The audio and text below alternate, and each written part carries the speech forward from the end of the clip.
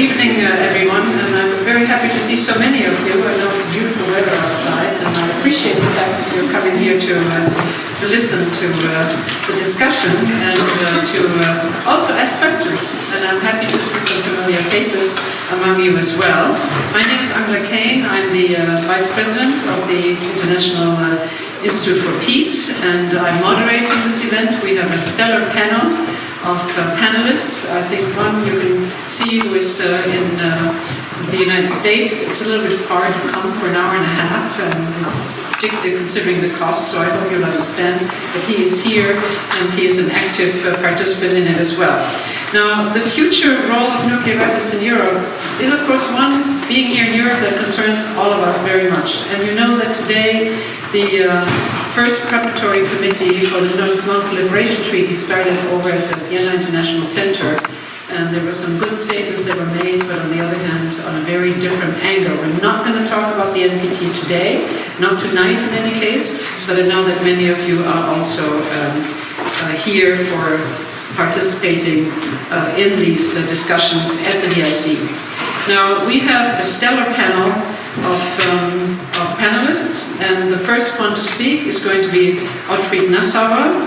He is a journalist who is specialized and has written for quite some time on security issues. He has founded the Berlin Information Center for Transatlantic Security and has published widely on arms control and defense issues. And what he will do is he will kind of set the scene, he will expand a little bit on where are we today, what has happened a little bit in the previous years, but also why is it really important? Why is it really important? We need to talk about nuclear developments now, and also what will happen in the years to come. What do we anticipate? And then we will have Hans Christensen, who is on the screen there, and he is the director of the Nuclear Information Project at the Federation of American Scientists, and he has really done a tremendous amount of work to provide the public with analysis and background information about the status of nuclear forces and also the role of nuclear weapons. He has also published widely and is the co-author of the Nuclear Notebook in the Bulletin of the Atomic Scientists and the World Nuclear Force Overview in the CIPRI Europe. So all of us who are working in this field are very familiar also with his work. And the third speaker, again presenting a view from Moscow, is Igor Sutyakin. He is the senior research fellow at the Russian Studies, and he has particularly specialized on US-Russian relations, on strategic armaments development, and broader nuclear arms control, anti-ballistic missile defense systems. So really, again, a very strong expert in the field, and he will set out the view from Moscow on also nuclear and possibly also conventional arms control, because sometimes this cannot always be clearly delineated between the two, because there's also impact on that. He's authored many books and articles, and again, I look forward to hearing him. And lastly, and I don't mean lastly, because that's not a good way to start in introducing a person, I'm sorry, Susie, is Susie Snyder, who is the Nuclear Disarmament Program Manager for PAX in the Netherlands, and she has also published numerous reports and articles. Several of you will know her, and you can always Google her afterwards and read her publications, but she will talk tonight on the nuclear ban negotiations. You know, the first nuclear ban decision was taken last fall in the General Assembly that these discussions, these ban negotiations, in fact, would be held. The first session took place already in New York, and she spent time in New York there and can tell us a little bit how it went. But the next session is going to start in mid-June for 3 weeks, and it is, in essence, expected that a treaty to ban nuclear weapons would be adopted. But of course, as you also know, and this very much impacts also on Europe, and most of the European countries do not participate in the nuclear ban negotiations because they are members of NATO, and I think there is very strong influence exerted by the nuclear states not to participate from their allies in these nuclear ban negotiations. So we look forward to hearing about that. All of the participants, each of them will do about 10 minutes each, and then we will have a little bit of a question and answer. I will ask some questions, and I hope that we will have a very active audience. I know some of you are very active, so I look forward to your questions. and we will then end at the appropriate time. So let me start now, and let me hand over to Otto Nassauer. Over to you. Good evening. Thank you for having me here, and thank you for the Diplomatic Academy and the Austrian organizations for hosting us for this event. My contribution to this evening is somewhat like setting on the scene and raise some of the questions that might influence the future debate about the role of nuclear weapons, which is likely to come. I'll also quickly touch on the possible impact on nuclear arms control and non-proliferation. I will therefore try to not too intensely tackle questions that follow-on speakers will cope with, but at least just mention them for the moment. Let me start with having a look back a couple of decades. On December 8th, which is roughly 30 years ago, of 1987, US President Ronald Reagan and Secretary General of the Communist Party in the USSR, Mikhail Gorbachev, signed the landmark nuclear treaty, which is the INF-Treaty. This treaty went into force 9 months later. It committed both the US and the USSR to scrap all land-based nuclear-capable missiles and cruise missiles, together with their launchers, if they had a range between 500 and 5,500 kilometers. The launchers and the missiles had to be destroyed. However, the treaty left it up to the parties what they would do with the nuclear warheads, which partially still exist. The treaty also contained a commitment not to develop and to deploy new land-based systems of this range or their launches. Now, 3 years later, in May 1991, the treaty had been successfully implemented. Quite impressive number of 2,692 weapons had been scrapped.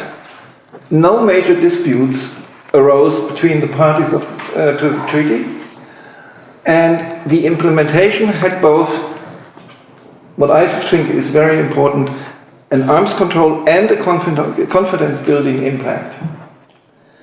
It helped to make additional arms control treaties possible in the near future, such as the First START Treaty, the Chemical Weapons Convention, the Treaty on Conventional Forces in Europe, and it contributed to developing sufficient confidence in each other to even announce the so-called presidential nuclear initiatives, which were the promise to unilaterally but mutually reduce the number of nuclear weapons in Europe by several thousands on both sides in addition. Thus, a first observation which I want to share with you. The INF Treaty became something like a game changer. It invented a longer-term trend towards reducing the role of nuclear weapons in Europe and in European security, and also towards denuclearizing Europe. Unfortunately, I have to add a second part to this observation.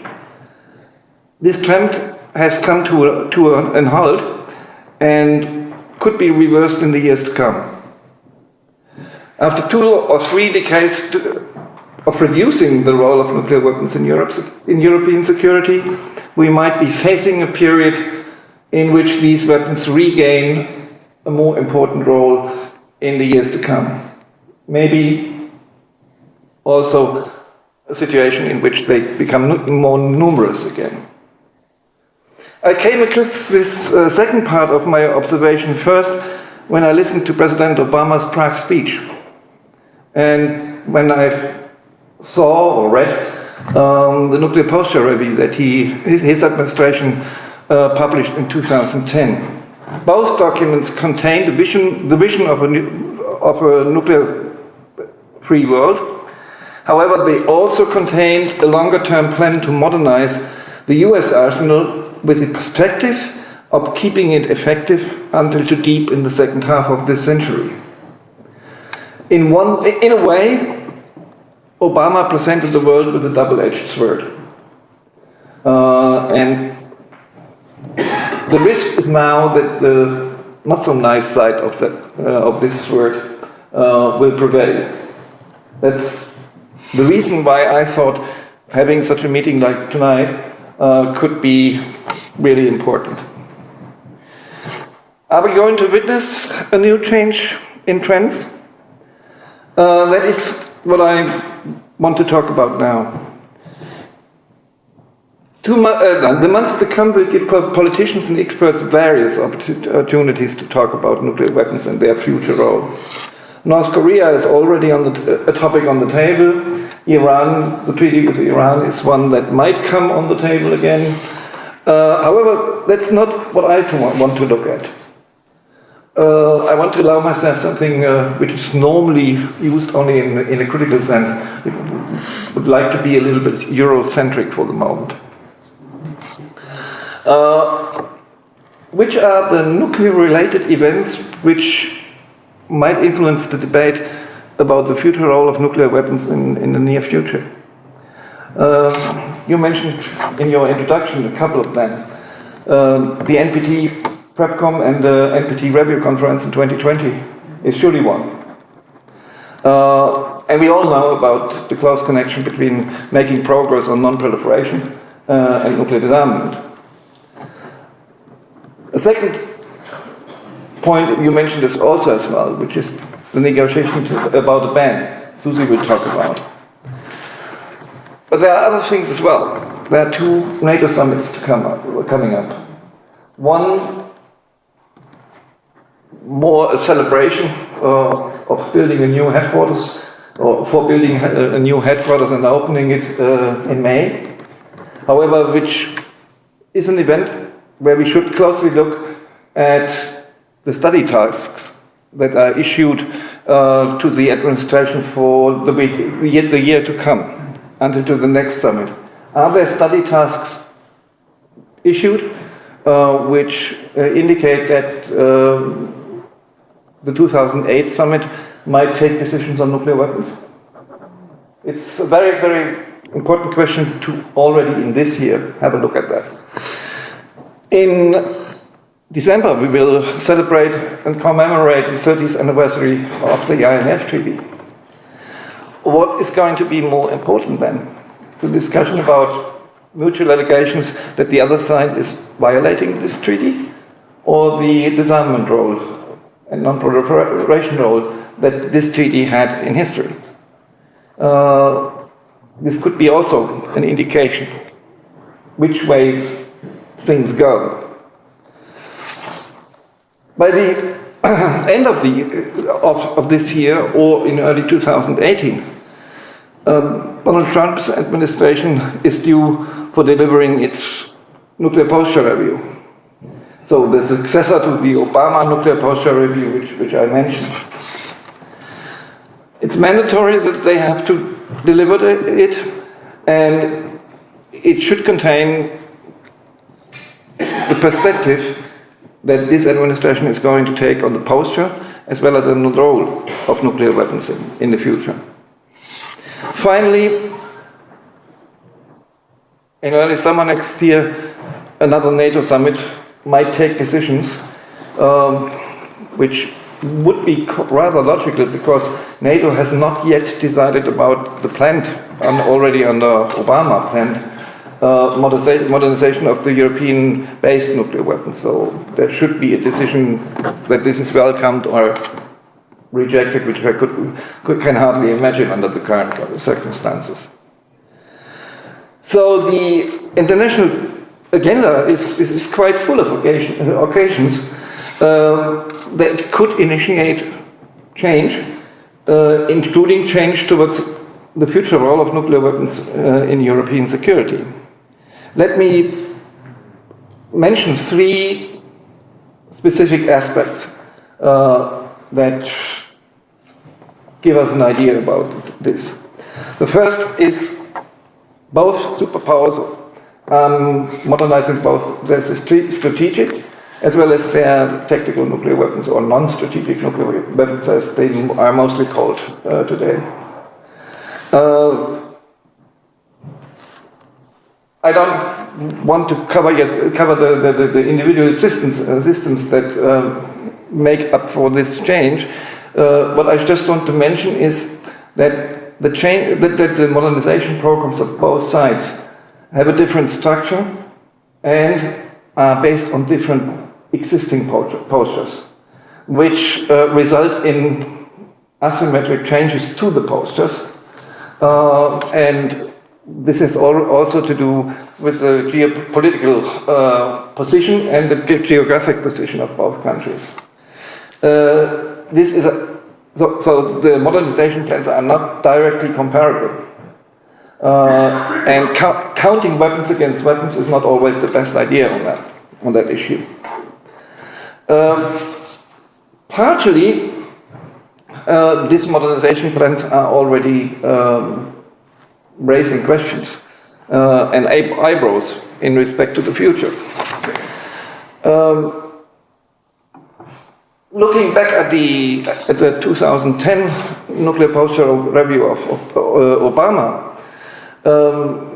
we could observe a certain trend: lower numbers with less yield, but higher potential to hit their targets and destroy them, really. It is unclear whether this trend is going to continue fully, or whether the limits on the numbers might be raised that will be modernized. That's an interesting question.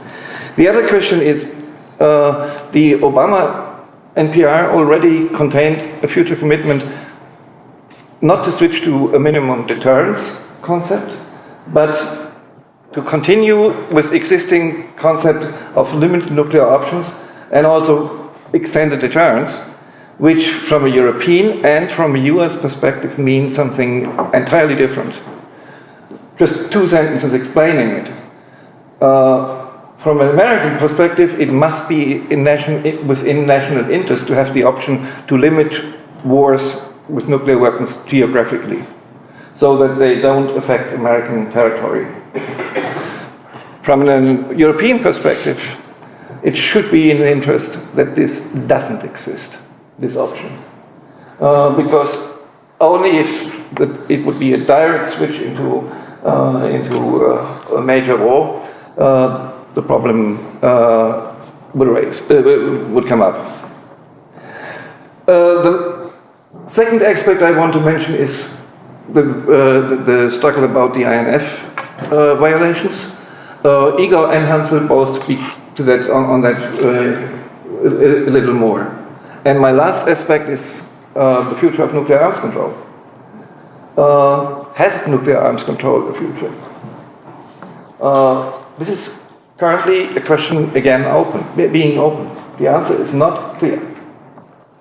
And all 3 points make clear why this evening is discussing a major and interesting topic. And that's where I come to an end. Okay. Thank you very much, Alfred. And I think you've already kind of set the stage also for Hans to take over. I was a little raising my eyebrows when you talked about the INF 30-year celebration, and I thought, well, it's a celebration in a way, but with all of the problems that we're currently facing, which I think Hans is going to be also speaking about, we may have to nuance our expression a little bit. But thank you for giving us that setting of the scene. And it is now my great pleasure to turn over to you, Hans. Thank you. Can you hear me? Let me know, sign language, whatever, if I don't work. Thanks very much for the invitation. I'm sorry I couldn't be there, but the good news is we have the internet here, so I'm a little distance. And if I speak too fast, abbreviations, let me know. And there'll be obviously a chance to follow further questions. start from Gottfried mentioned the context of the INF issue, and not that that is particularly central to U.S. nuclear thinking these days, but it's very central to U.S. political conversations right now, because it has a lot to do with what role should U.S. military forces, nuclear forces, have in Europe, and what is necessary to do in order to be responding in some shape or form to the Russian violation that the United States sees it. And the good news, I guess, is that U.S. military is not interested in developing a ground-launched cruise missile to respond tit for tat to the Russians. They have no interest in spending money on it or going through the political nightmare it was. Everybody remembers it, to get agreement in Europe where to deploy these things, etc. They don't want to go down there at all. And militarily, they don't see it as a necessity. Rather, they see existing forces being very flexible and very capable, both from the nuclear side, but also, and increasingly so, advanced conventional forces provide the majority of the military capabilities that nuclear ground launch would provide anyway in response. The United States has already made advancements for the last 4 years to the way it operates its nuclear forces in support of it. We've seen this most dramatically in the case of bombers, where we, over the last 2 years, it seems dramatic new means of operating them over the North Pole and the Sea. These are operations that U.S. Fleet Command talk about U.S. Air Force has not done since the 1980s. But in response to what is considered more aggressive Russia, they have started to adjust their operations. We've also seen how they have started to conduct port visits with the nuclear ballistic missile. And this is not just something that in Europe, it's also something that is happening in the Pacific. So they are working concepts of how to signal nuclear forces in a different way than it was necessary just a couple of years ago. And that brings me up to the issue of where is the United States going with the role of nuclear weapons. As Gottfried mentioned, there is a nuclear buffer that the Trump administration is going to do. It's only going to take 6 months to keep the government officials with too many over here implies that will not be full, but it will be more something you put a strategic reassessment, if you say so. The people I talk to don't expect very many changes in this nuclear policy, certainly not nuclear strike. The reason is that the U.S. has a very large nuclear modernization program on its plate, and it will have to be very good about managing budgets and priorities in military force planning in order to bring forward all these types of modernizations that are in for the nuclear forces. It's a strange debate because you hear, well, it's only about 3, 4, 5, 6% of the defense budget that we spend on the nuclear weapons here. But that's 3, 4, 5, 6% that's not spent on traditional forces. And that's what military planners like much nuclear weapons can't be used. And they're burdened to operate and etc. So they prefer to have nuclear weapons more impactful. And so this is where we see sort of a strange conflict out of the extreme, sort of the new political debate and the military picking up the role of the weapon. I think that the United States really sees a need for a significantly different role of weapons, even in response to what's happening. Much more so. But they know this modernization program on, and that can give the impression that they're somehow in the middle of a build-up, where the Earth faces the build-up. That's not the case. They're there are important further reductions built into the modernization program that will reduce the number of gravity bombs, and will reduce the number of warheads or ballistic missile submarines. And in the future, because of the force structure changes planned for the next generation of ballistic missile submarine, you will also have fewer sea launch ballistic missiles that can carry nuclear weapons. So all that together is just to say, I think there is a military transition toward a leaner but more efficient nuclear posture that relies more on advanced conventional weapons than in the past. We have now recently seen the arrival of what's called the JASSM. It's Joint Air to Surface Standoff Missile. It's a new weapon. Several thousand of them are being produced for delivery by all the strategic bombers and several tactical aircraft. This system is being sold to Finland, to Poland, to Australia, and we might see other countries cleared to receive this, including India. And this is a really significant new development because it's sort of where the military to military standoff is happening.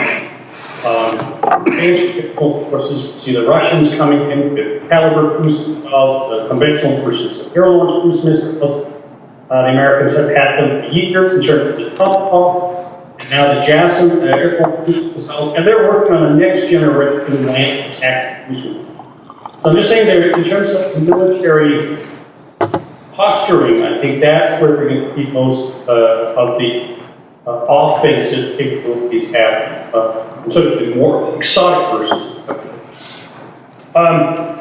In the beginning of next century, of course, the next decade, we will see the B-61-12 nuclear bomb up in Europe.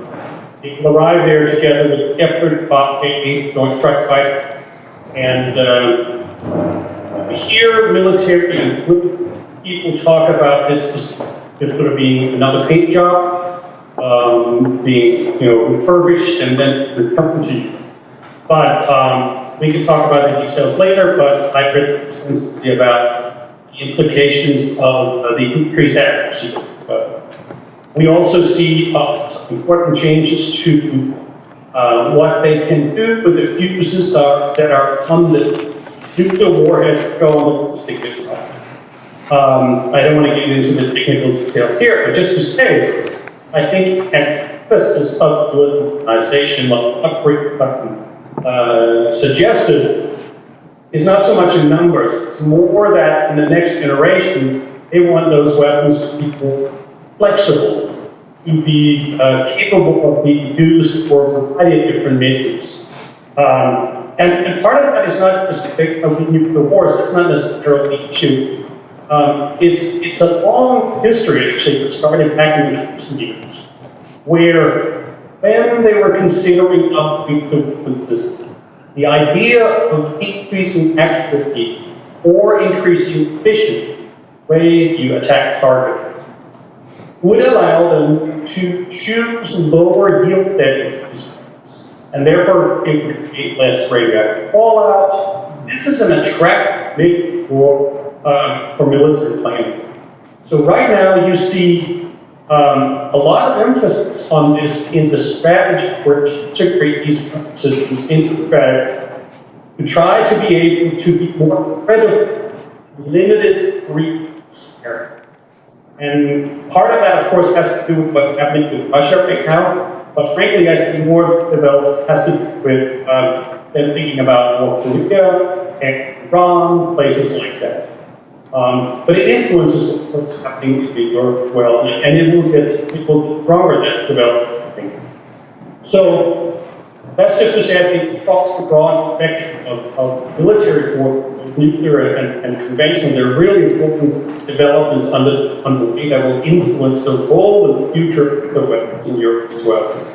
On arms control, to finish arms control, I will say that looks a little bleak right now with the Trump administration. He has a big mouth, but not a big brain, and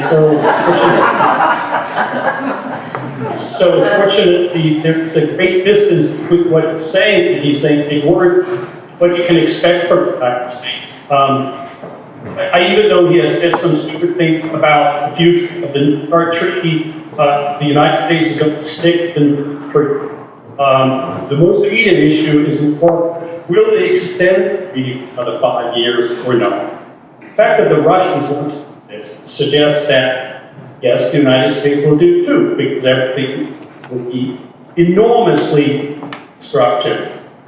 And I think people, the US Congress, they actually hear this thought that the whole basis of both the new START arms control treaty regime, well as the agreement to spend this money on the modernization program, that was a deal that was made between, the different sides in Congress. And if one side starts to pull out of that, you could unravel that entire bipartisan consensus about broad outlines in this new policy. So for that reason, I think people would be very reluctant to ban arms control treaties, such as the new START treaty. Other than that, we can get back to all the details in questions. So for now, that's enough. Thank you very much, Hans. I must say that you painted a somewhat bleak picture also of what is happening. When I hear the words more flexible nuclear weapons or with a lower yield, one always thinks of militarization, and that also means that the temptation to use them is bigger in my eyes. And one of the aspects that I wanted to bring, because I think that's sometimes overlooked, is Trump has put together a cabinet that's extremely military heavy. And military heavy, I mean, with people who fairly recently left the military, they have to get exemptions to even serving in the cabinet. And what we have seen already in the short 100 days that he's been in office is we've seen the bombing with 79 Tomahawk missiles in Syria, and also the unleashing of a huge bomb in Afghanistan. And that's something that I think we really keep in mind as well when we talk about nuclear weapons. But I want to now give the opportunity, and we look forward to hearing from Igor on the Russian side. Igor, over to you. Yeah, thank you. Thank you very much. So I will try to be rapid fire because so much to cover and so short time. What I try, as we are discussing the future role of the nuclear weapons in Europe, then I will put aside the Chinese dimension of the Russian foreign and defense policy, and we'll discuss European part only. And what we see here is, well, first of all, what is very important to underline and understand, the Russian defense planning and the Russian approach to this issue of nuclear weapons is highly integrated. It's communist legacy. They all studied the science which was produced in Germany. So they do remember that everything is connected and influences everything. But at the same time, well, Russian government and Russian governance system is currently highly centralized, so you should not be surprised that every issue is taken in its integrity as a part of the general picture. So do not be surprised that I will discuss not only nuclear weapons. That is a very important note on the margins. And then to start with the role of nuclear weapons for Russia, implied for Europe, it is force multiplier. And that is the most important role, because Russia is quite objectively weak in any sense, in sense of non-existent soft power, in sense of nearly non-existent economic power, in sense of military power. Militarily, Russia is much weaker than the West if fully mobilized, and that is, recognized in the Kremlin. So they perfectly know that there are just two things on their side which can compensate for this military weakness. One is psychology, willingness to fight. I'd like to remind you the famous phrase by Napoleon that on the battlefield the correlation between will and cannons is 3-to-1. And so Russia does know that its will to fight or its will to bluff is very important force multiplier, and the second force multiplier is nuclear weapons. Because in terms of conventional forces, Russia is much weaker than the West. So that is the major role, to secure Russian positions in terms of less defense and more foreign policy. That is why nuclear weapons is important. And nuclear weapons will remain in this position for the foreseeable future, because Russia cannot compensate, its weakness with use of high-tech weapons, precision-guided munitions, because Russia is badly lagging behind the West in terms of precision-guided munitions. It was officially stated several times. Last time it was at the beginning of this year by the Russian Minister of Defense, Sergei Shoigu, but approximately 5 years before that, it was stated by Vladimir Putin himself, that Russia will reduce its reliance on nuclear weapons as soon as it will achieve technological parity, and, in terms of size of arsenal, parity with the West in terms of precision-guided munitions, which will happen never. Under current situation, because even the existing Russian rearmament program was based upon the assumption that there would be unrestricted access to the Western technologies and Western components to build new Russian weapons. Dependence of the Russian military effectively there is not a single weapon system in the Russian service which can be produced with zero reliance on imported parts. Not a single. And no less than, it's approximately 900 of weapon systems which rely on supply of technologies and components from the West. So it is very serious, and it was the strategic mistake of the Kremlin to worsen relations with the West, to annex Crimea and have sanctions imposed on Russia. That is why they're jumping out of their boots to have these sanctions lifted, because that prevents Russia from reducing its reliance on nuclear weapons. And nuclear weapons surely is not the best tool because it's bluff, you cannot use it, and even Moscow knows that. And that is where I will fully agree with Hans that the most recent developments in the Western rearmament and modernization programs like JASM, which was mentioned, just worsens the situation in the Kremlin's eyes, because that expanding the capabilities of which the West has to attack the Russian forces without use of nuclear weapons, and the only force multiplier is nuclear weapons on the Russian side, as I said. That is why Russia is engaged currently in the very aggressive nuclear modernization program, and Russia is, either has fielded or is fielding or developing between 8 and 11-12, not all details are available, but between 8 and 11-12 new nuclear warheads for 16 weapon systems. These are being fielded or already fielded by the Russian side now. If you're engaged in the modernization program of that scope, it tells you something about your reliance and the future. You just cannot stop that modernization just because of investments. It has its own inertia. At the same time, the Russian reliance on the nuclear weapons and Russian nuclear potential has also very important psychological dimension. Russia, being objectively weak, cannot afford to be perceived as weak. And that is why Russia just has to compensate its weakness with the very aggressive measures, and the modernization and the stated reliance on the nuclear weapons is one of them that plays into the hand of Russian psychological offensive. So that is why it's very difficult to expect that Russia will reduce its reliance, at least on the doctrinal and the propaganda level. That is why one important connection in the Russian program is the ballistic missile defense. That is why the Kremlin perceives, it is, let me give you that example. It's a student who is not perfect in studying, having a course of theory of probability.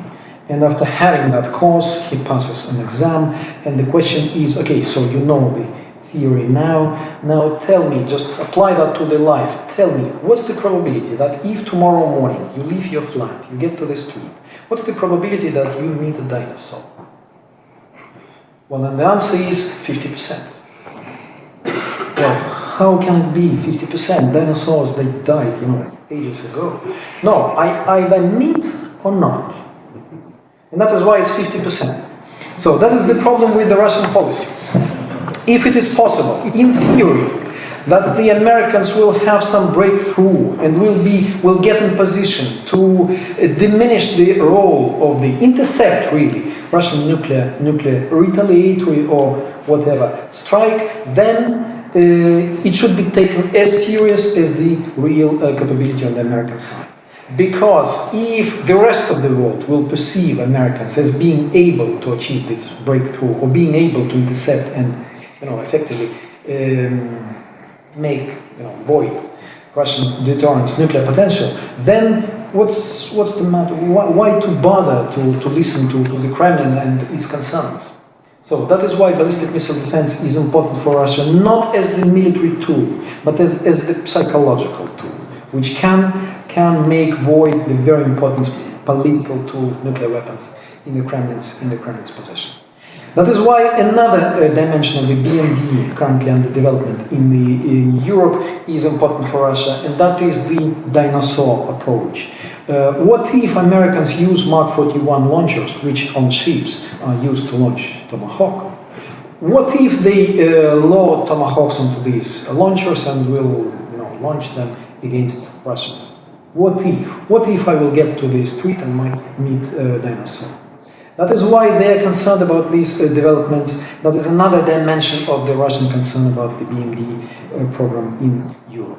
And that is why Russia is currently, Russian military first of all, preparing grounds for deployments of Russia's own ground-based, or not that ground-based, I would say land-based, surface-based cruise missiles, and preparing ground for deployment. Even exact number was recently stated by the Russian General Staff, between 150 and 300 of such missiles in Europe.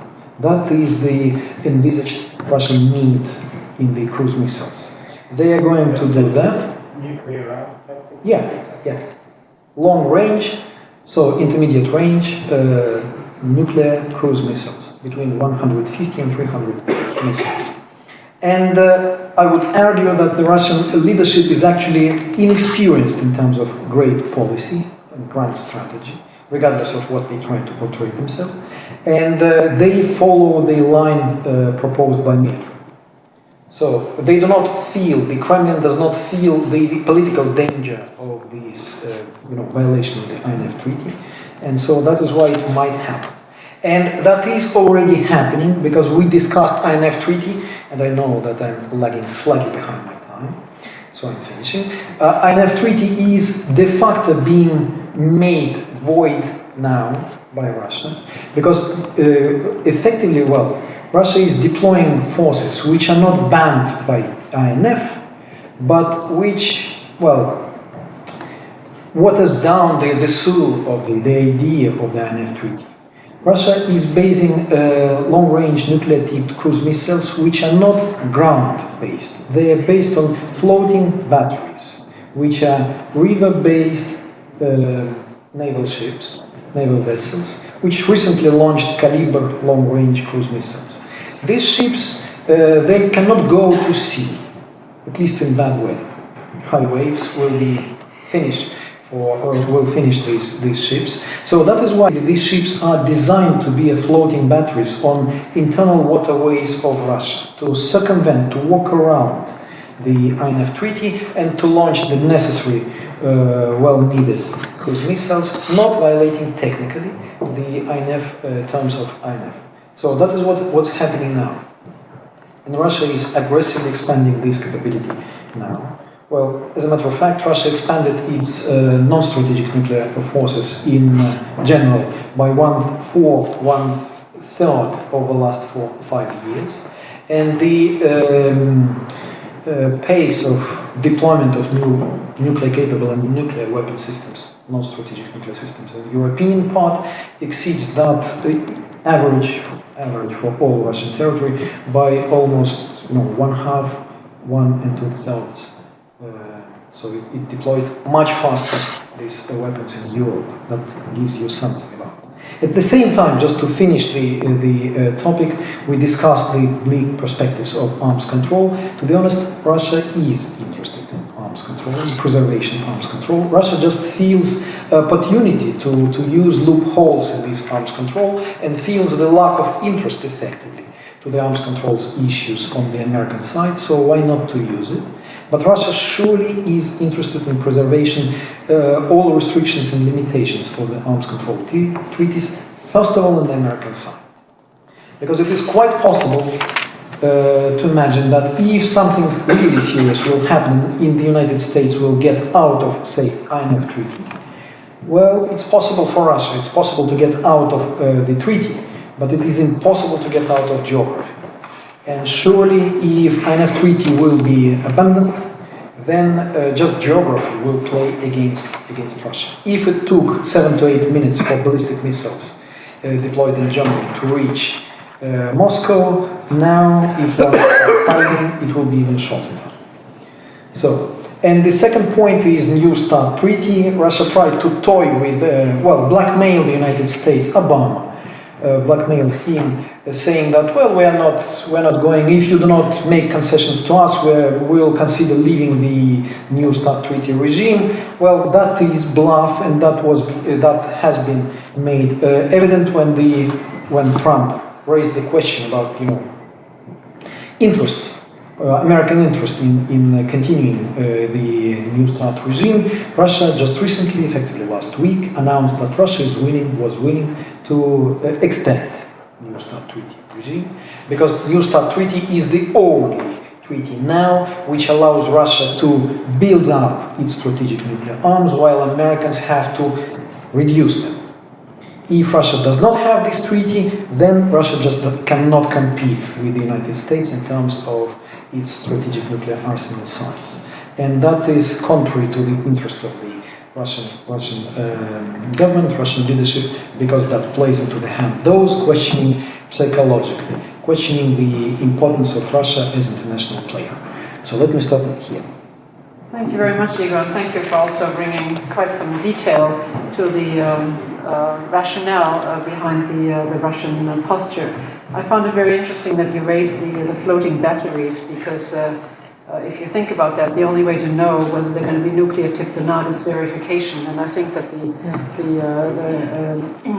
the Special Verification Commission, of course, has met. And I also must say that I think it was Defense Minister Ivanov already 10 years ago criticized the INF and sort of said it was not a good agreement. But it was only in 2014 that the United States actually accused the Russian Federation of violating the INF. And again, here we are 3 years later, and we haven't really seen any efforts to solve that. Maybe we can come back to that. We now have a very different approach, and we're not talking about arms control. In fact, I really don't like ever the name or the term arms control, because I'm rather in the other camp that like to talk about disarmament. And when it comes to nuclear disarmament, there really hasn't been any multilateral negotiation other than what we see now, except that it isn't participated in by the nuclear powers. But I look forward to Susie's presentation to share with us a little bit about what's been happening in New York and the negotiations, and maybe we can get into this also in the next step when we have questions and answers in terms of what's going to happen or what you see is happening. Susie. Yeah, thank you very much. It's great to be here, and it's amazing to be in this room, particularly because as I came in, I remembered being here 5 years ago at the time of the NPT meeting here in Vienna then, and I was in this room for a meeting of the International Campaign to Abolish Nuclear Weapons. And at that time, we were talking about this grand vision and this idea of reframing the debate on nuclear weapons, focusing on the humanitarian consequences of any use, and talking about these not as strategic ideas or concepts, but actually as weapons designed to indiscriminately kill people. And we were talking about that in this room. We were talking about how excited we were that a group of states was coming together to put forward a joint statement on the humanitarian impact of nuclear weapons. And And that happened, and 3 of those statements happened, and it got up to be, I think it was 159 or so countries that supported a statement saying nuclear weapons should never be used again under any circumstances. And that was because of a reframed discourse. It's because we talk about nuclear weapons as bombs that are meant to kill people, and they create victims indiscriminately and inhumanely. And it's quite a change in my experience in dealing with this issue, and I'm really excited to be on this panel with these cool people. These are experts who I've been looking up to and whose work I've been reading as long as I've been working in this field. And here we are talking, on the one hand, things are getting worse in some ways. But on the other hand, things are actually moving ahead. And there's a new spirit of democracy on nuclear weapons, a new spirit of democracy and disarmament. And I think that's quite cool. There were 3 conferences that kind of stemmed from the Non-Proliferation Treaties, the 2010 Review Conference statement where the treaty states expressed deep concern at the continued risk for humanity represented by the possibility that these weapons could be used and the catastrophic humanitarian consequences that would result from the use of nuclear weapons. 3 conferences came out of that. There's one in Oslo, there's one in Mexico, in Nayarit, and there's one here in Vienna. So I like Austria. Held a great conference. This is the last time I was here. And that conference resulted in, a pledge. And Austria initially put forward this pledge, said we'll work with interested international organizations, civil society, and governments to stigmatize, outlaw, and eliminate nuclear weapons. And that led to a resolution in the General Assembly that set up negotiations that started in March in New York. And we're negotiating now with all who want to negotiate. It's open to everyone, all who want to be there, to prohibit nuclear weapons leading to their elimination. And at that meeting in March, there were 132 states who participated. Those were the ones who sat behind their nameplates. But, a lot of us are in this field, we know people. We saw people walking around who didn't sit at their nameplates. Saw a lot of European members, European representatives walking around, not sitting at their desks, but sitting in the back. And we heard from a lot of others, they were watching the webcast. The negotiations were webcast. That was kind of cool. It's very open, very transparent in this spirit of democracy, in the spirit of openness. So those negotiations started. We've had 5 days so far. There will be another 15 days. There were some sticky bits. There are always sticky bits when it comes to negotiations, right? The rules of procedure. There was a suggestion it be under the General Assembly rules of procedure. The chair, the ambassador from Costa Rica, Elaine White, and others, they put together an option that included engagement with civil society, which was very important for people like me, who, otherwise don't really get a chance to speak in those rooms, not officially. And there was some stickiness. How do you deal with the Holy See, with Palestine? Are these observers? Are they recognized as states? Those are some of the questions that came up. And the chair, Ambassador White, she did an amazing job because she got the rules of procedure adopted on the first day. And I have to say that's quite impressive. It took weeks in the arms trade treaty negotiations. And sometimes, for those of us familiar with this issue, it can take years to deal with a procedural matter, like, for example, decades that we've been waiting for a program of work in the Conference on Disarmament. So, well done, Ambassador White. Congratulations. It was clear from the statements that were made, everybody wants to negotiate the same treaty. Like, there's not, there's some differences of opinion, of course, but people are on the same page for the most part. They want a comprehensive prohibition based, kind of rooted in humanitarian law, like other weapons prohibitions.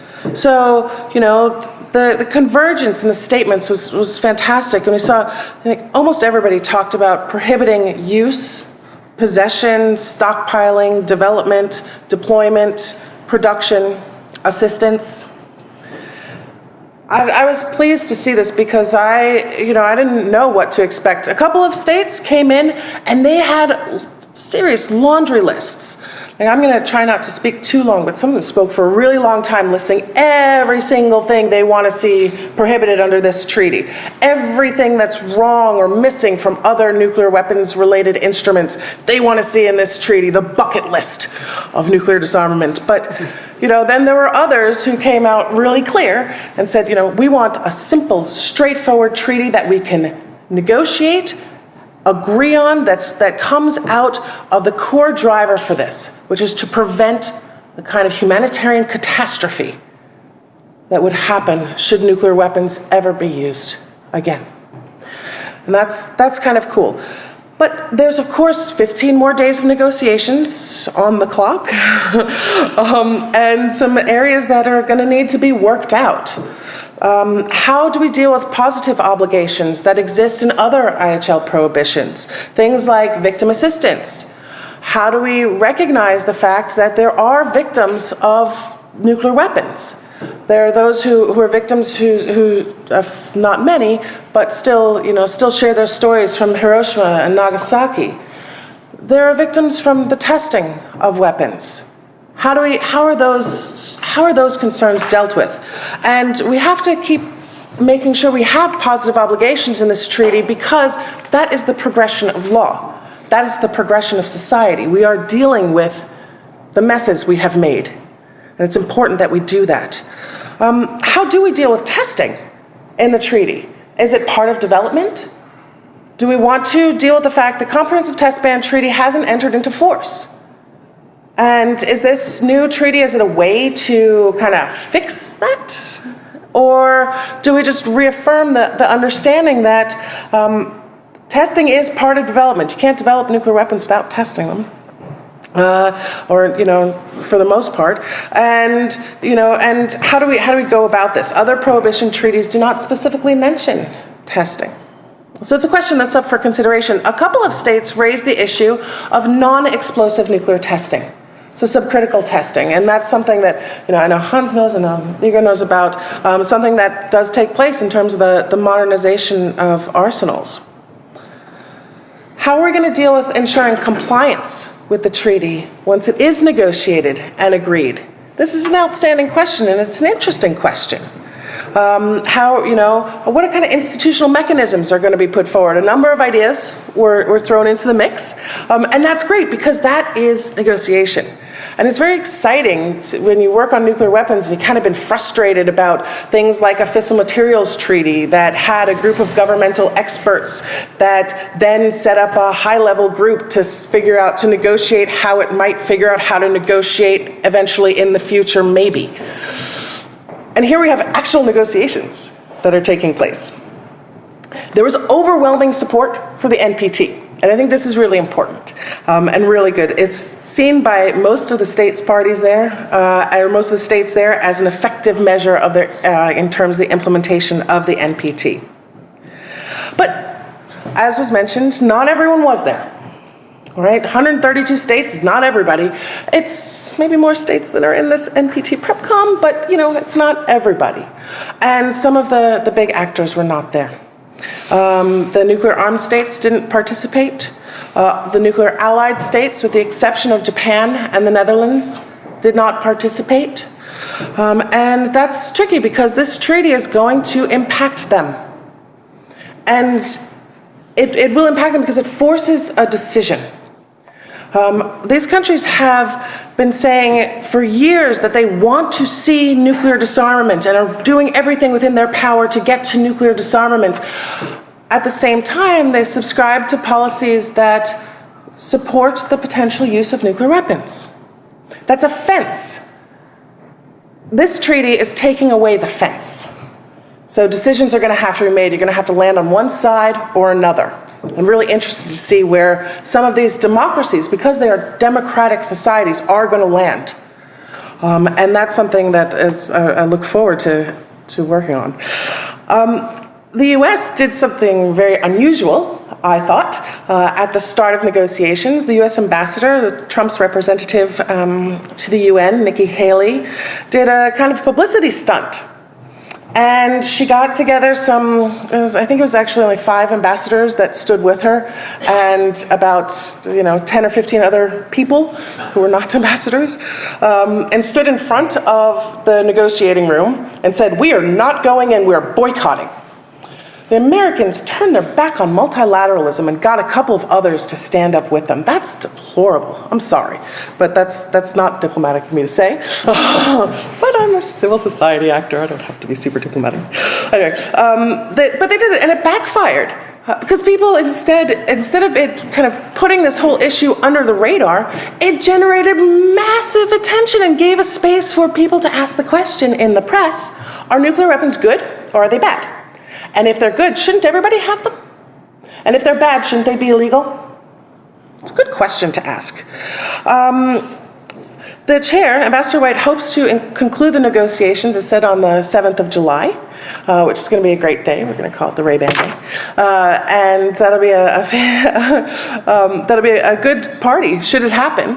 But it might not, because it's a negotiation, and there are differing opinions, and there's details that need to be worked out. So I'll just briefly talk a little bit about what this means in terms of Europe. Actually, you know what? I won't, because I realize I have exceeded my time. So I'm going to stop there and instead turn it back to the chair. Thanks. Thank you very much, Susie. There's a lot of passion in your statement, I think, and we will hear more of it, I'm sure, when the questions are coming. We're now going to have a question and answer period, and I'm going to touch it on. Hold on. I'm going to keep you in mind, okay? But I'm going to ask one question first. I'm going to take the prerogative of the chair, and that is particularly when it comes to the INF that has been talked about for quite some time, and also because of the violation that the United States has put on the table, because Ivanov's statement and also the question is like, is the INF still worthwhile for the Russian Federation, which basically has also made statements and said it only limits the US and us, but it doesn't limit anyone else. So basically that could lead to also an arms race in other countries possibly.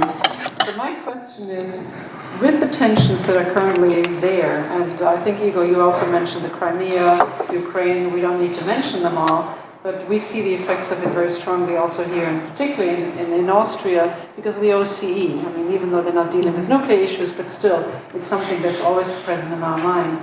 But what are the options for actually reducing the tensions when it relates to the INF? And I'm asking this to any of you who wish to address it.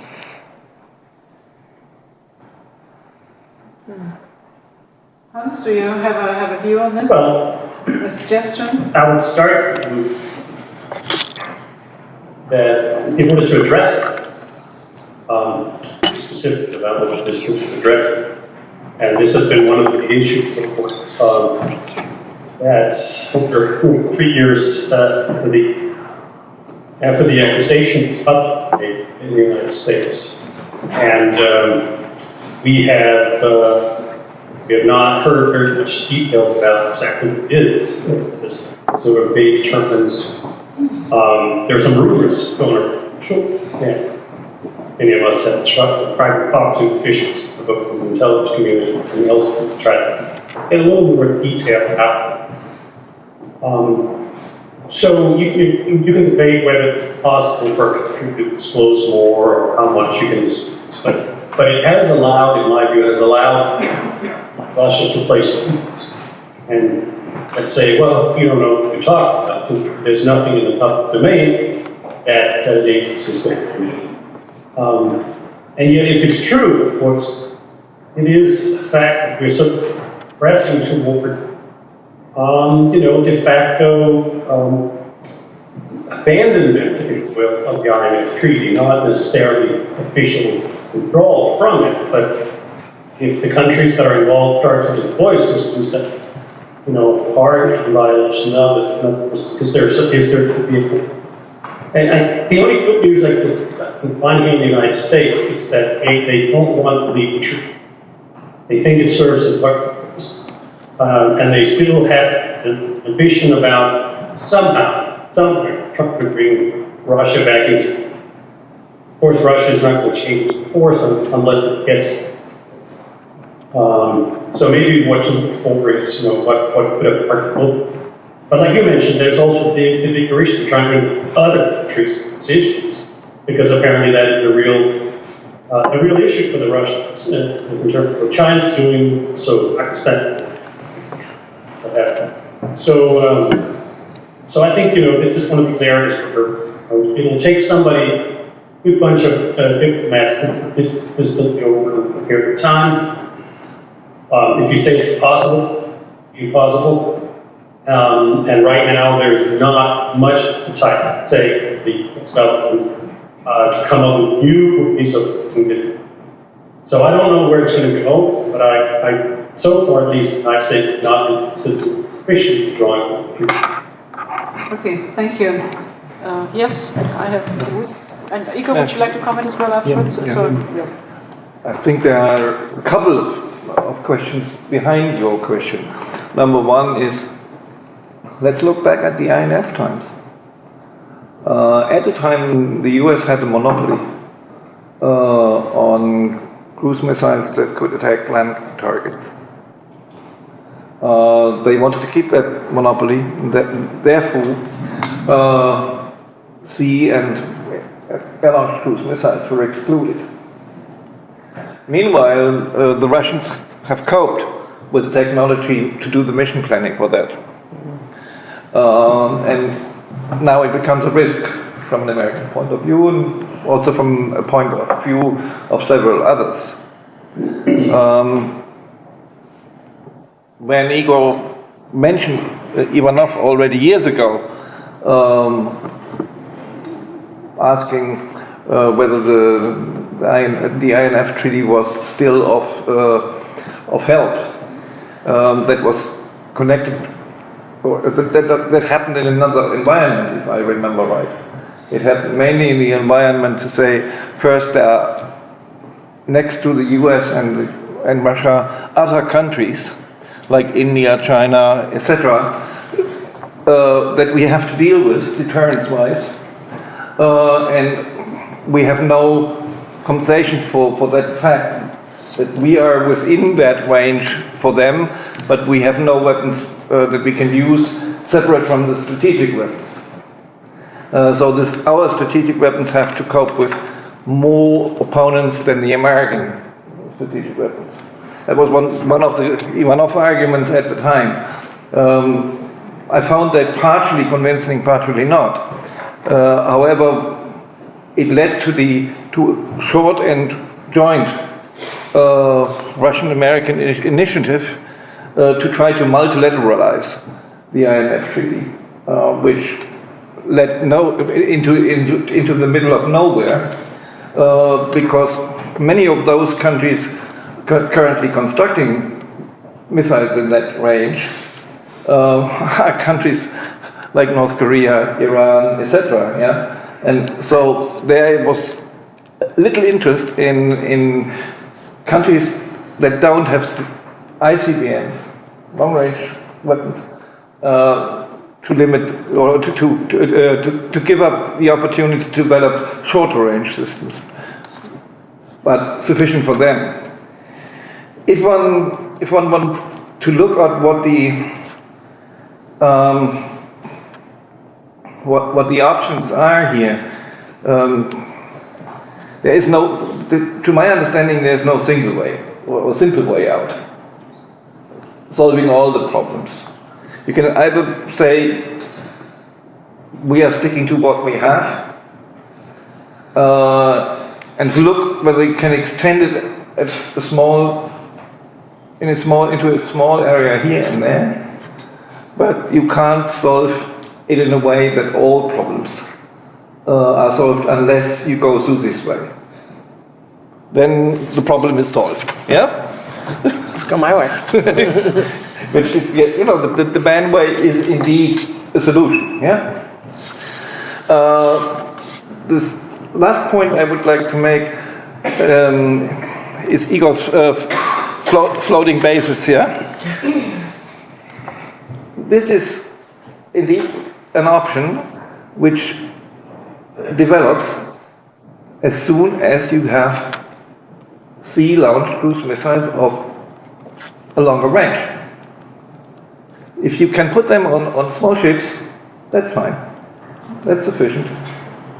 Yeah, and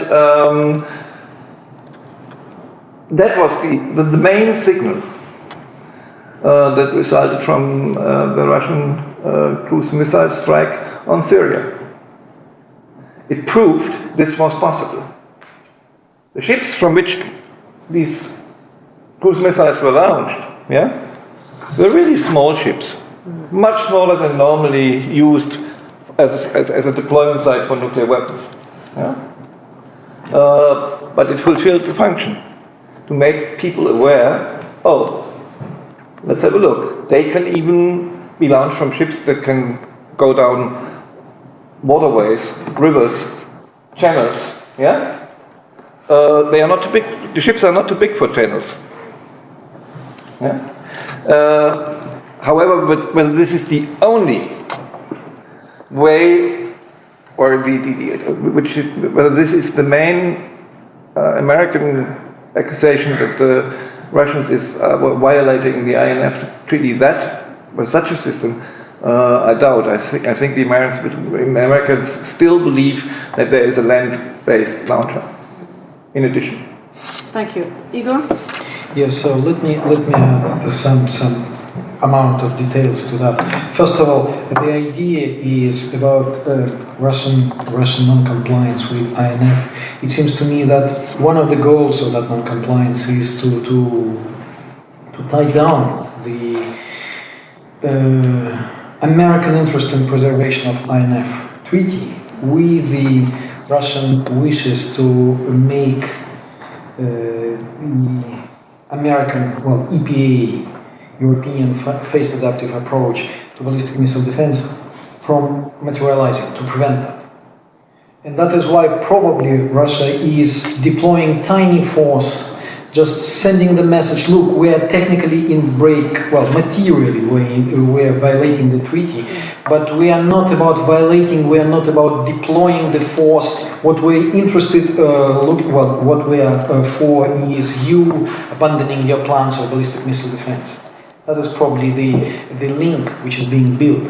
And because Americans just do not want to understand this Russian wish, the offer is becoming more and more and more serious, and you have less and less and less chances to decline. So that is probably the design behind this move. Because surely Russia is not very much interested in what is happening now, because Russia is, Vladimir Putin himself and the Kremlin is very good in military history. And they do know what is the outcome of deployment of tiny forces. Germans developed effectively new generation for Germans. Heavy tank, Tiger, and deployed platoon of them in 1942 to carry out some tactical assault near Leningrad. And two of these three tanks were damaged and captured by Russia. And so when Germans got to mass production of Tiger, Russian artillery and Russian troops were more or less prepared to deal with these tanks. It was a terrible problem, but at least they knew how to do that. So why to deploy just one battalion of cruise missiles if you want to surprise somebody? You prepare mass production, you prepare secretly massive stock of these missiles, and only after that you deploy. That's Dr. Strangelove. I invite everybody to recall that movie. So that is why I do not think that what was announced, it was the military move, it was the political move. And that is how to solve. Just give up to the Russian wishes on the BMD non-deployment, and the problem is solved. The INF-Treaty will survive. So that is what they're going to do. Then I'd like to say that, there are some other accusations on the Russian side which are probably overlooked on the Western side. Russia keeps accusing the United States in non-compliance, and there are two elements of that. One, historic, is intermediate range ballistic targets, so target rockets, which are being deployed and widely used by the United States. Well, so Russia keeps saying that, well, these are ballistic missiles which fly a certain range. So you are in non-compliance of the treaty, so you must deal with that.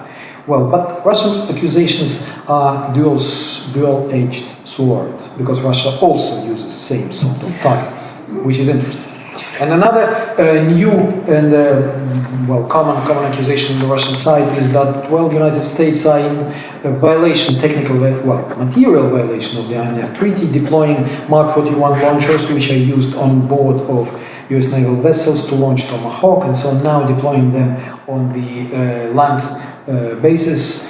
Effectively, United States deploy launchers of ground-launched cruise missiles. Well, Americans can get out of this accusation, saying that, well, these launchers have been never tested as the launchers of ground-based cruise missiles. So, but if you have a deeper look into the essence of the problem, well, probably we need to admit that Russia does have points to make. And so that is the difficulty. Maybe the solution would be to completely redesign launchers, which will, skyrocket cost of the American EPA program. Well, and just to finish with Otfrid's note that Buyan, these small floating battery ships, were smaller than whatever used before to launch nuclear weapons. They were not smaller. They were much smaller. Well, not much, but smaller ships which launched not long-range cruise missiles, but anti-ship, nuclear-tipped anti-ship missiles, which were approximately 1.5 times smaller, and they're still in service with the Russian Navy. So, but yes, surely it was the message, but I do not think that the message with Buyan and Caliber launch was to show that it is possible to do it. The message was slightly different. The message was that we are equal to the United States. We are also capable to launch sea-based long-range cruise missiles, so everybody everywhere in the world should take us as seriously as the United States. So please make your concessions to us. Well, in Russian, very popular, bring your money to my pocket. Okay, now what I'm going to do is open it up to you, and I know there's some questions, and maybe we can take 2 or 3 at a time. And if you would kindly, we have people going around. I think the gentleman here on the side, if you would identify yourself, and would you also please, it would help the Reminds me of the famous Can you just excuse me? Yeah, could you also please say who you would like the question to answer? What I'm going to do, just reacting to this gentleman. It was a very famous saying of one Soviet diplomat in the United Nations when he was addressed by a British ambassador, who said, "The gentleman who spoke before me said, I know, gentlemen, I am the representative of the Union of Soviet Socialist Republic. I am Victor Nizin with Washington, D.C. I am from Moscow State University of International Relations." First, small remark. I think that many people in the Pentagon, CIA, in NATO, would be amused to hear that the Russian army is weak. Probably it used to be weak, but after how many billions have been funneled in it in the recent years, we've got, I'm not propaganda boy for the Russian Defense Ministry, but we've got a completely new army. That's why so many reports from Rand Corporation, from Chatham House, alarmist reports. I mean, what Russia could do if it continues, how easily it could overcome the Baltic states, Poland, and so on, and that there's no defense against it. And actually, we've got with these sanctions, which actually affected probably the poorest, faction layers of the Russian society, the consumers. But because of replacement or substitution program, Russians managed to revive the defense industry with the new types, not just with Caliber, which is based probably, I don't know, on the stolen technology, but it was stolen long ago, and after that given under the table to the French colleagues for Apache airborne missile. But if we look what is the major accusation of non-compliance, it's not just sea-based new cruise missiles, but it's new family of ground-launch based cruise missiles, which are called SSCC-8 in NATO, or 9M92-72-29 in Russia, and Russia already deployed 2 battalions, one of them for training in Kapustin Yar missile test range, and the second one operationally in Ekaterinburg area. So it's in the strike brigade of the Central Military District. So it's a new army, and I won't say that it's weak. Nobody knows what the result of confrontation with NATO would be. But my question is probably to Hans. We all know that despite so many track 2 or academic reports on what could be done and what could be the way out of this conundrum of non-strategic weapons, be it on the American side, on the Russian side, for example, like one of them done in Monterey with my participation by Bill Potter. But you know that Russians are declining to enter even into negotiations about negotiations, saying that the prerequisite or preconditions for that should be the complete removal of American strategic forces from European soil, which of course is impossible because of extended deterrence strategy, and we see the United States even modernizing, what you mentioned. Do you see, something like the way out? Some kind of new opening, or more than that, some incentives for Russians, because now they're even declining to provide data on the geographical locations and the quantity of the non-strategic weapons. Or it would be just procrastination, because I don't believe, what Rose Gottemir and some Russian experts suggested, that the future reduction of nuclear weapons could be something like mix of strategic and non-strategic weapons, because it's just impossible because of the launches, which in non-strategic nuclear weapons case could be dual use. So are you more on optimistic side, or do you think that this stalemate could continue? Thank you. Thank you very much. We're going to take another question or two. I see 1, 2, please. John Allen, People for Nuclear Disarmament, and I guess again directed to Hans and Sigurd.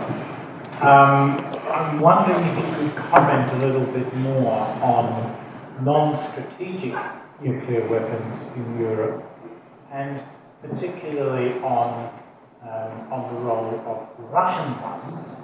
I keep receiving contradictory bits of information about Iskander missiles in Leningrad, or rather, I keep receiving the same bit of information over and over again, namely that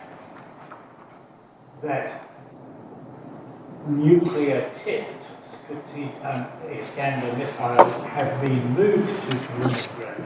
And I go back to the last time that I saw exactly the same story, and the time before that I saw exactly the same story, and say, but they're already there, how can they be moved to Leningrad?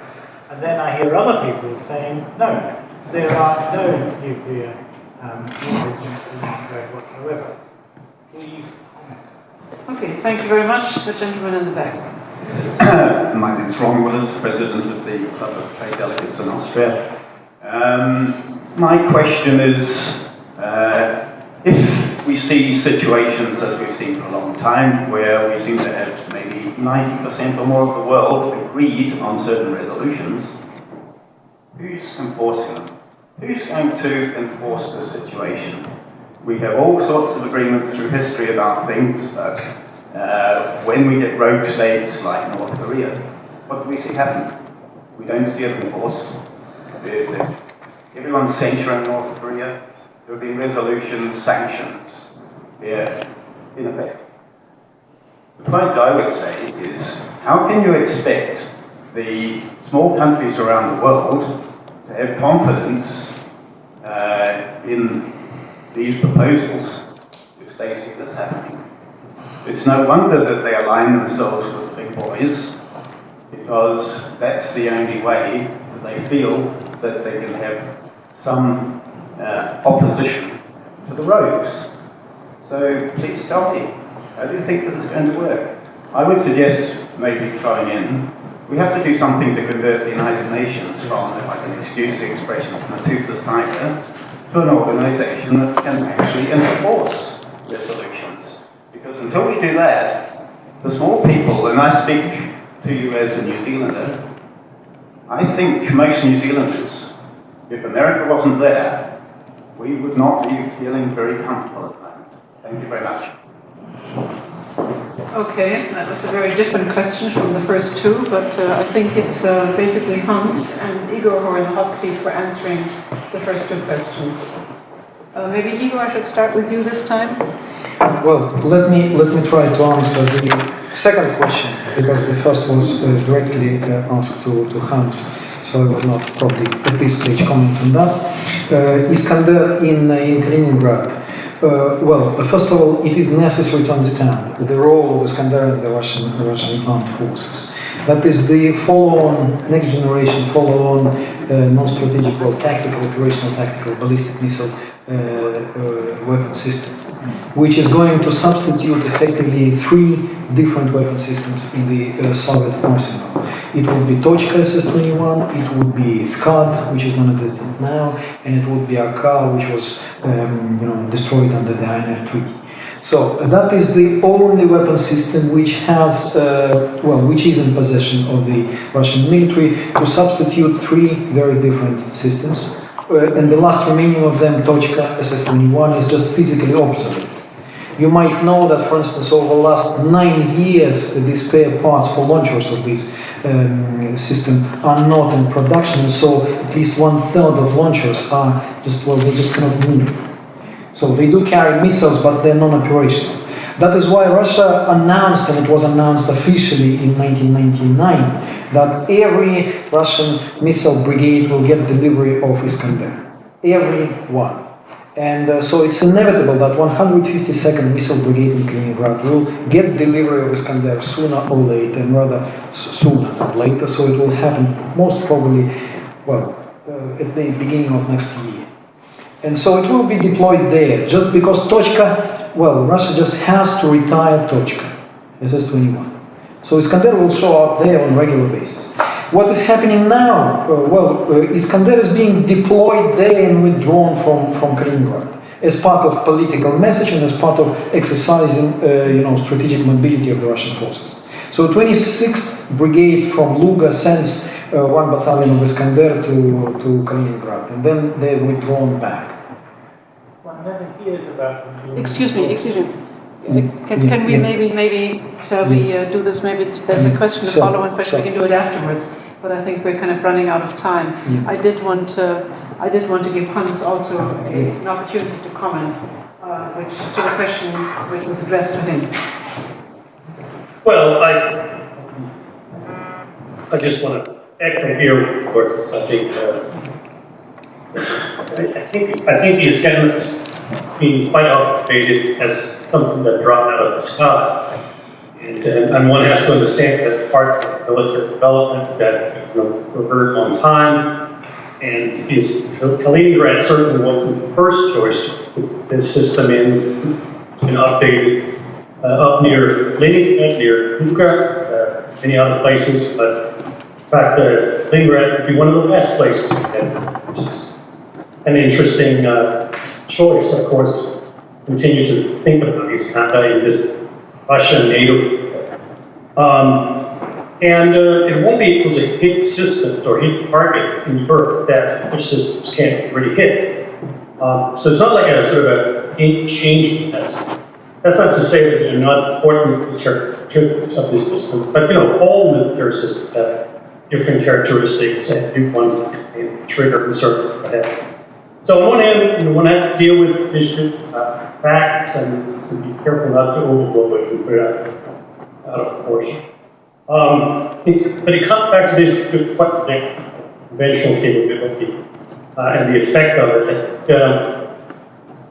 It's true that after the current round of modernization, if the conventional if Russia were to achieve everything they set up to do in the defense of chapter 20. If all of those systems were flushed out, killed, and the ones they replaced, it would still be overwhelmingly a military base on Soviet-era technology. And that's still a fact. They have a long way to go. It's not just a question of putting a few flash systems in, look good, and fly them out to Syria and launch them and roll them around in a parade and what have you. When you talk about the military, it's a broad spectrum of capabilities that have to work together in order to expect and attack and forward. And I think this is one of the US military that makes very, very confident in a war, potential war with Russia. They would win at the conventional level. And I think the Russians know that, and will therefore receive sort of missions like potential use of tactical weapons to push back that kind of attack. They can't do it otherwise. There's also history, tradition, turf, in terms of different military forces funding their systems. The defense industry wants to sell yet another system to the leadership. I mean, it's a never-ending game. And so I think all these different constituencies that are, that are part of what it is that makes this happen right now. INF-361 relations. I don't think US nuclear posture in Western Europe is tied at all to Russian evolution of a ground-launched nuclear missile. It was in place many years before that. It has lived there while there were many more Soviet weapons of different types. When you were withdrawn, when you were destroyed. But I think the B-61 is still much less about any military consideration, primarily a political one about the relationship and the U.S. promise to defend Europe. So I have a hard time that some kind of far be there. So that's just to say, the two sides are very different in their military postures because of all these histories and different. So it's not always possible to find this kind of protect trade. If there is political will, then countries can have a solution. There's no doubt about it. Right now, there is no political will. So dancing around each other, and accusing the other side of the whole misery, and that's just okay. So I don't know what it'll take if at least some smart diplomats can look at the issues and to create some result. Maybe it has to run its course for a while. People will see that it will do nothing but increase insecurity. Well, I'm too optimistic about some grand solution coming out of these places. I think it's a long road ahead to work these issues and minimize the risks. Thank you very much, Hans. Now, Ottfried had a very quick comment and a clarification, so I'll allow that, and then I will answer the last question. Only one thing that got lost. Russia has always said we will deploy Iskanders to Kaliningrad if the Polish-based missile defense site goes into operation. So 2018 that is the timing for that. Permanent basement is then the logic, because Iskander could possibly attack the missile defense site. Same thing true for the Crimean, and therefore we have a logic there. Thank you very much, Ottfried. Having been a career official at the United Nations for a long time, I feel personally responsible for answering your question. And I wanted to come back to what Igor said about will versus cannons, and he said the proportion was 3-1, if I remember correctly. And I thought that was very interesting, and because also Hans just talked about political will, and you said who can enforce resolutions, and no one really can. That's the whole point. If the Security Council passes a resolution, that is binding on all nations. But that doesn't mean that the nations will actually implement them, nor that they're willing to abdicate their sovereignty and give the decision-making power or enforcement power to an international body that they then do not control. It just won't happen. And I think we've seen that. Give you one example of one country that's been mentioned here is North Korea. North Korea has been slapped with sanctions left, right, and center, the harshest ones that have never been used in any other case. They still exist, they still do trading, and everyone sort of says, well, who can actually enforce it? And people are looking to one country that they consider can enforce it. Whether they can is an open question. I think they do have a lot of power over it, but no resolution can be enforced by the United Nations as an international body. It's just not happening. Thank you. So I think that we want to end this event. I want to thank you all for coming and for the very good discussion also that we've had. I particularly want to thank the panelists for being here in person, but also very much a thank you goes to Hans for staying with us. And I know that he's only had a very partial view. He couldn't see the audience, he could only see part of the podium. And I think this was a very interesting discussion with a lot of detail also about the INF in particular and the nuclear developments on both the US and the Russian Federation side. And I thank everyone who's been helping to make this a success, to organize it, and thank you very much. And I think we should give the participants and the panelists in particular a big hand.